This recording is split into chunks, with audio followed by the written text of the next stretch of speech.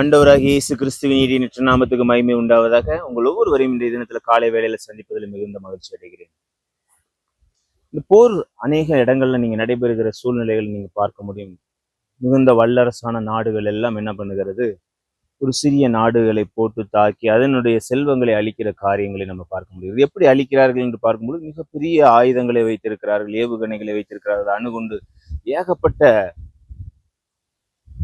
மிகவும் பயங்கரமான ஆயுதங்களினால் எளிதாக தேசத்தை வென்று விடலாம் அப்படிங்கிறத அவங்க நம்பிக்கையாய் வைத்து செயல்படுகிறார்கள். இது எதை குறிக்கிறது என்றால், அந்த ஆயுதம்தான் அவர்களுக்கு பலன் என்று குறிக்கிறது. இதே போர் நடைபெறுகிற முறையை ஒரு 100-150 ஆண்டுகளுக்கு பின்னாடி போய் பார்ப்போமானால், அப்பொழுது அவர்கள் யுத்தம் செய்கிற முறையை நம்ம பார்க்கும் பொழுது, அவர்கள் ரதங்களையும் குதிரைகளையும் குதிரை வீரர்களையும் அப்புறம் வில்லம்பு வளைக்கிற வீரர்களையும் அதை வைத்து என்ன பண்ணுவாங்க, அந்த ராஜா நினைச்சிருப்பாரு, அப்பா இவங்க இருக்கிறதுனால பெரிய பலன், நம்ம தேசத்தை அசைக்க முடியாது, இவர்கள் யுத்தத்திற்கு சென்றால் நமக்கு ஜெயம் நமக்கு நிச்சயமா கிடைக்கும் அப்படிங்கிற அளவுக்கு அவர்கள் நம்பி இருக்கிற காரியங்களை பார்க்க முடியும்.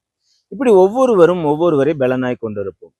ஆனால் தாவீது ராஜா யாரை பலனாய் கொண்டிருந்ததுனால் இவ்வளவு காரியங்களை ஜெயிக்க முடிந்தது என்று பார்ப்போமானால், வசனத்தின்படி சங்கீதம் 28வது அதிகாரம் 7வது வசனம் இவ்விதமாய் சொல்லுகிறது, கர்த்தர் என் பலனும் என் கேடகமுமா இருக்கிறார், என் இருதயம் அவரை நம்பி இருந்தது, நான் சகாயம் பெற்றேன், ஆகையால் என் இருதயம் களி கூறுகிறது, என் பாட்டினால் அவரை துதிப்பேன்.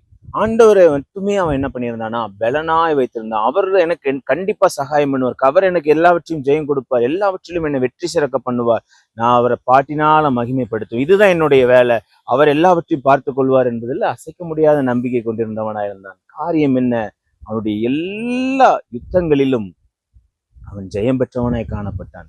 அவனோடு இருந்த எல்லா போர் சேவகர்கள் எல்லாரையும் குறித்து நம்ம படிப்போமே ஆனால், மிகுந்த பலசாலிகள், மிகுந்த பராக்கிரமசாலிகள், மிகப்பெரிய குதிரை வீரர்கள் எல்லாரும் இருந்தாங்க. சிங்கத்தை கொள்ளுகிறவர்கள், கரடியை கொள்ளுகிறவர்கள் என்று பயங்கரமான பலசாலிகள் இருந்தார்கள். பயங்கரமான கோலியாத்துக்களை முறியடித்தவர்கள், ராட்சதர்களை கொன்றவர்களா இருந்தாங்க. ஆனா அவர்களை ஒருபோதும் அவன் நம்பல. எல்லா சூழ்நிலையும் தேவனையே நம்புகிறவனா இருந்தான். காரியம் என்ன, அவனுடைய காரியம் எல்லாம் ஜெயமாய் முடிந்தது, எல்லாவற்றிலும் அவனுக்கு சகாயம் கிடைத்தது. இன்னைக்கு நம்ம பார்க்குற வல்லரசான நாடு, நான் நினைச்ச ஒரு செகண்ட்ல அழிச்சிருன்னு இறங்கின நாடுகள் எல்லாம் அநேக நேரம் தோல்வி முகமாய் திரும்பிய காரியங்களை பார்க்க முடிகிறது. ஆனா கர்த்தரை பலனாய் நீங்க கொண்டிருப்பவர்களா இருந்தால் நிச்சயமா உங்க வாழ்க்கையில தேவன் பெரிய காரியங்களை, மகத்தான காரியங்களை, மிகப்பெரிய கேடகமான காரியங்களை, சகாயம் செய்யும் காரியங்களை உங்களுடைய வாழ்க்கையில அனுதினமும் பார்க்க முடியும்.